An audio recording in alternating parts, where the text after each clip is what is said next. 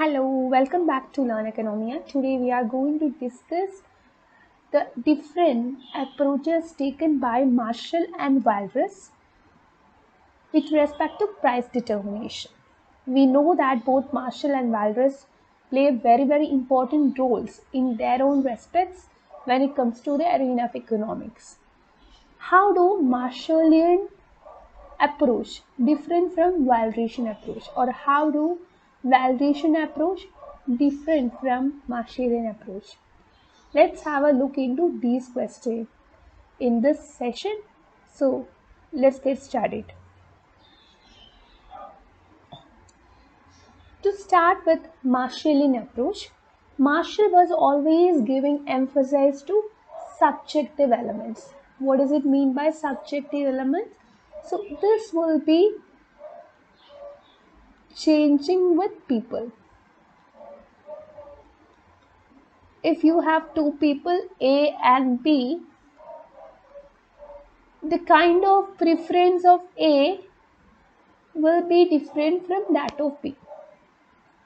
So A will be having a preference like X. A might prefer X, B might prefer Y.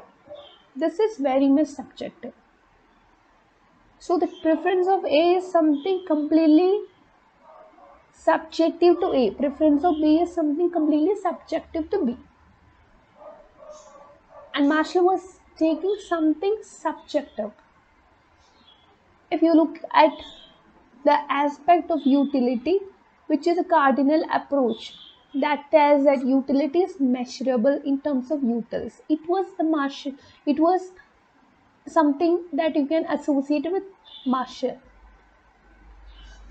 Now, moving to the second point, short-term focus. Here, Marshall was giving emphasis to certain factors like taste of the consumer, technology, production technique, etc. And he assumed that all these two things would be stable in the short run, because in the long run definitely there would be a change in all these things. But Marshall was not considering that. His analysis was completely focused on short-term analysis, or short-term focus was there with respect to his analysis. Moving on to the next point. Here we can see that in the case of Marshall, there exists a demand-supply interaction. And Marshall was saying that we can measure quantity along x-axis and price along y-axis.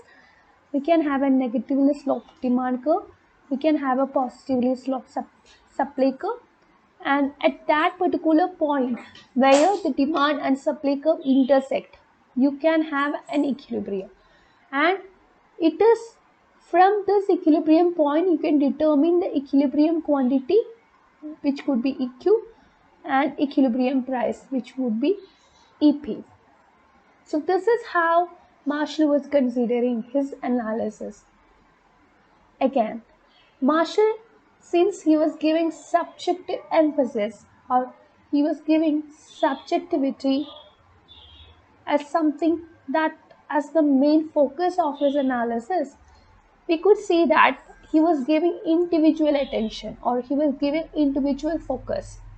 So what he does is that he just go for a micro analysis by going for individual consumers, a single consumer, a single firm. How is a single consumer demand? What would be the supply made by a single firm? So this is what he studied. For the very same reason, we could see that he was going for a partial equilibrium approach. That means he was neglecting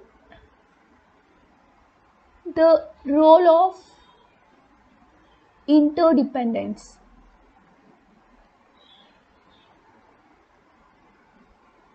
So he was considering every market separately. He was not even able to understand and identify the interdependence that exists between different markets. So he treated every market in isolation.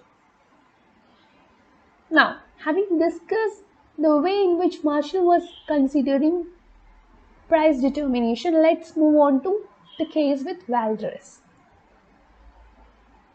Walras is very famous when it comes to something called general equilibrium. And here, as per Walras, all markets attain equilibrium simultaneously.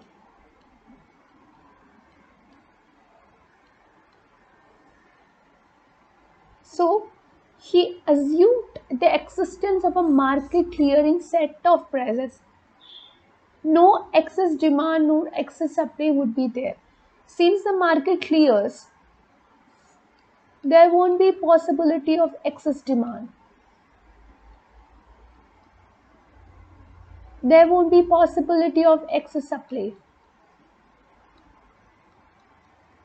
So he says that there exists a trial and error price adjustment, which he called as the tâtonnement process. So what happens? We'll be having demand, we'll be having supply. So we've just attained an equilibrium point. There won't be something like this. There won't be excess demand. There won't be something like this, excess supply. So these things won't be there. That is what Walras told. Again, his model is very much abstract because he was considering the whole economy. He was almost going for a macro understanding or a macro analysis. Also, he was giving some time to economic entities to make adjustment. Time to adjust, and for the very same reason, his analysis involved long-term perspective.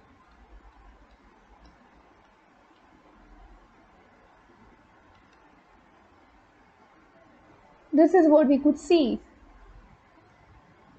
As I was telling earlier, his analysis, the analysis given by Walras, is something that would involve general equilibrium, the simultaneous existence of equilibrium in all the markets. And for the very same reason, he was considering the interactions, interdependencies between and among different markets in the economy.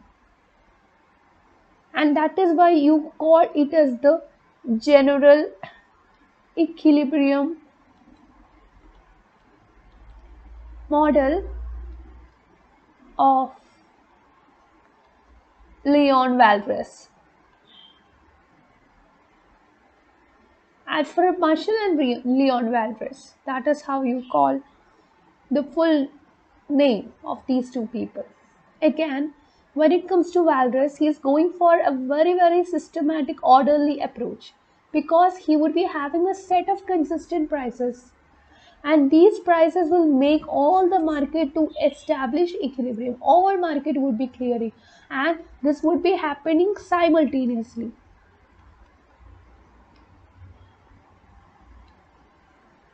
That is what we could see. So that is all regarding the difference between Marshallian approach and Walrasian approach with respect to price determination. I hope you could understand the session. I request you to like, share, and subscribe to this channel for more videos. You can also join our free Telegram community. I'll be providing the link in the description box. Also, you can download Oikonomia app.